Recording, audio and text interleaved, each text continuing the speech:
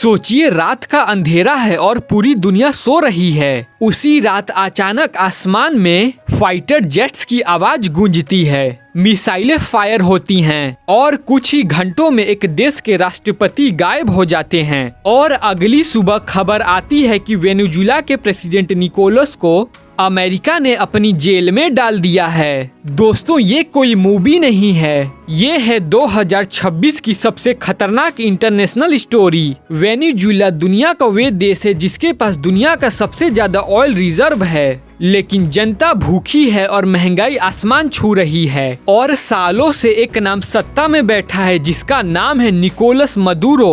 और अमेरिका पहले से ही मदुरो पर आरोप लगाता रहा है कि वे ड्रग माफिया से कनेक्शन रखता है, नार्को टेररिज्म से भी कनेक्शन रखता है और वेनेजुएला की डेमोक्रेसी भी खत्म करने का आरोप लगा है। लेकिन कोई नहीं जानता था कि अमेरिका की सीधे राष्ट्रपति को ही उठा ले जाएगा। 3 जनवरी 2026 को कैरेबियन सी में अमेरिकी सेना पहले से ही तैनात थी। रात के करीब 2 बजे अचानक वेनेजुएला की राजधानी पर एयर स्ट्राइक्स शुरू हो जाती है। आसमान से फाइटर जेट्स, जमीन से स्पेशल फोर्स और अंदर से CIA की इंटेलिजेंस की वजह से कुछ ही घंटों के अंदर प्रेसिडेंट पैलेस को घेर लिया जाता है। और फिर आता है वह पल जब मैडुरो और उनकी पत्नी को जिंदा पकड़ लिया जाता है। और यह देखकर पूरी दुनिया हिल जाती है कि एक राष्ट्रपति जो कल तक देश चला रहा था, आज वह हथकड़ियों में जकड़ा हुआ अमेरिका की जहाज में बैठकर न्यूयॉर्क जा रहा है, जहां उस पर केस दर्ज हैं,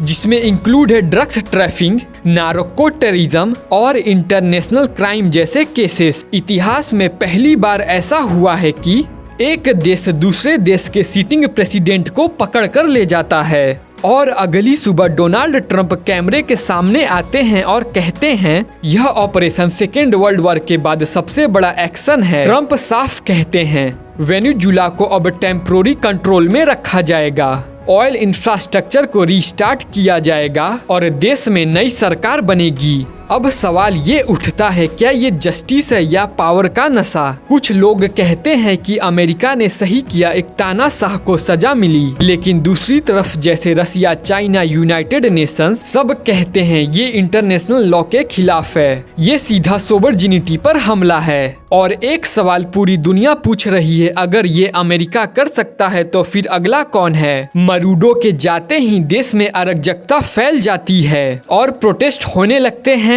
आर्मी वर्सेस पब्लिक और पावर के लिए स्ट्रगल शुरू हो जाती है और एंटरियम प्रेसिडेंट बनाया जाता है। लेकिन वहाँ की जनता बहुत ही ज्यादा डरी हुई है और वहाँ के लोग अब सवाल पूछ रहे हैं, क्या हमारा देश भी किसी और का हो गया? कुछ लोग कहते हैं, क्या मदुरो ने खुद को सरेंडर किया है? क्या ये डील थी ऑयल के बदले? क्या ये सिर्फ शुरुआत है? सोशल मीडिया पर थ्योरीज चल रही है, लेकिन सच अभी भी धुंध में है, क्योंकि आज वेनेजुएला है, कल को कोई और देश भी हो सकता है। ये सिर्फ एक प्रेसिडेंट की गिरफ्तारी नहीं है, बल्कि ये है ग्लोबल पावर का डिमॉन्स्ट्रेशन। अब मैं आपसे पूछता हूँ, क्या अमेरिका ने सही किया या ये एक खतरनाक मिसाल है? कमेंट्स में अपनी राय जरूर लिखना। अगर आपको यह वीडियो पसंद आई तो प्लीज इस वीडियो को लाइक करें, अपने दोस्तों के साथ शेयर करें और चैनल को सब्सक्राइब करना ना भूलें। Thank you for watching.